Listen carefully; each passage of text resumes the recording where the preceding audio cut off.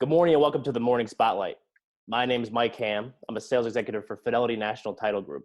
This morning, our guest is Jonathan Sherman, an associate in the real estate group at Fein, Kahn, and Shepard. John's another great example of someone that I've developed a relationship with over the last several weeks through virtual networking events and happy hours. He's been a weekly attendee at our Tuesday night event and is someone I consider a great networker and extremely knowledgeable in his real estate practice. John, how's it going?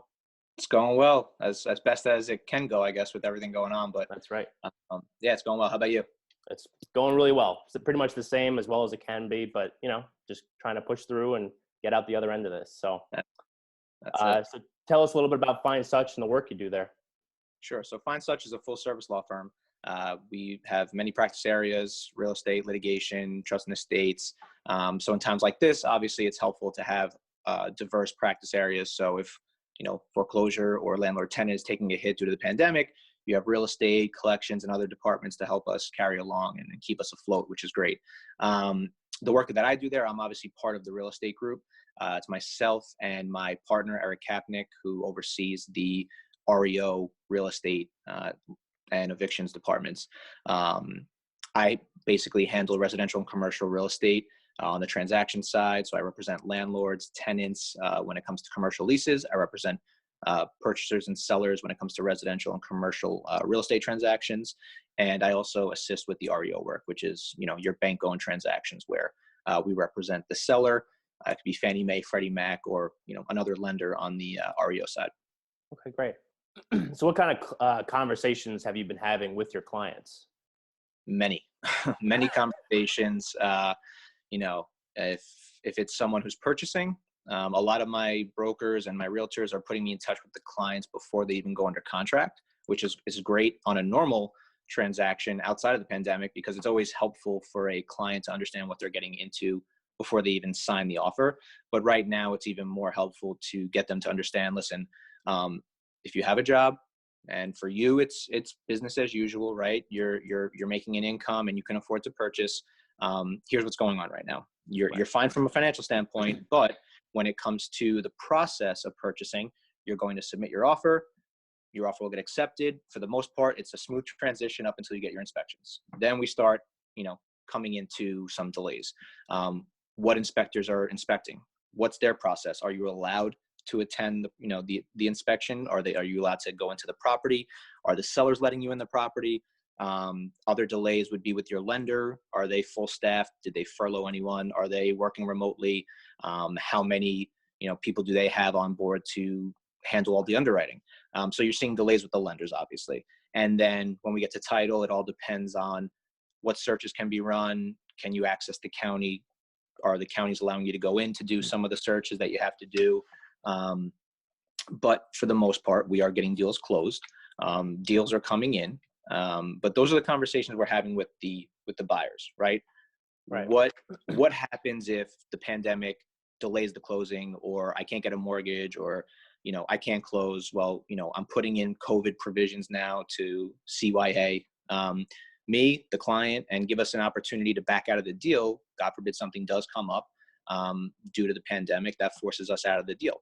From the seller side, it's who should I let in my house? How do I know if they have the virus? And you don't know. I'm not a doctor. You don't know who they came in contact with. So obviously, that's the conversation with the listing agent that the seller would have. And, what do we expect? What can we expect as a seller? Well, I could probably tell you this. You're probably going to expect a serious buyer, because if you have a buyer right now who's searching for a property during the pandemic, they're probably serious. I don't think you're going to have people who are out there just to shop around, window shop. You're going to have buyers who want to purchase, who are in a position to purchase, and obviously want to take advantage of the low rates, want to take advantage of the situation right now, because they probably have more leverage than they would in normal situations. So from the seller's point of view, at least they know if they do go under contract, they most likely have a very serious buyer. The other conversation I'm having is with our clients who are commercial tenants and commercial landlords, even residential landlords. And the conversation is, what do I do? My tenant's not paying me. Or what do I do? Do I pay my tenant? Do I pay my landlord? I'm sorry. So I just had that happen. I got an email. Hey, John, take a look at this provision that's in our lease. Looked at it.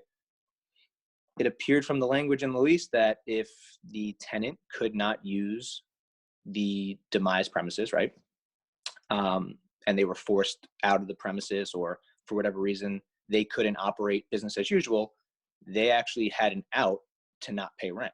That's the only lease I saw that in. Yeah. Aside from that, it's, you have to make your rent payments if you can make the payments. If you can't, well, obviously, you can still be subjected to the eviction process at some point. But that rent is going to be due also at some point, just because there's a moratorium on evictions and the courts aren't really taking any filings right now. Tenants are still obligated to make the payments. And then obviously it's that whole trickle up effect, right? If the tenant's not paying the landlord, then the landlord can't pay the mortgage, right? They can't pay the bank. And then what happens? Well, at some point, if the banks can't get paid, it all will spill out, and then it affects the economy. So, I think the conversations we're having are, how do we resolve these issues? What can we do right now? So with landlords, hey, can we modify the lease?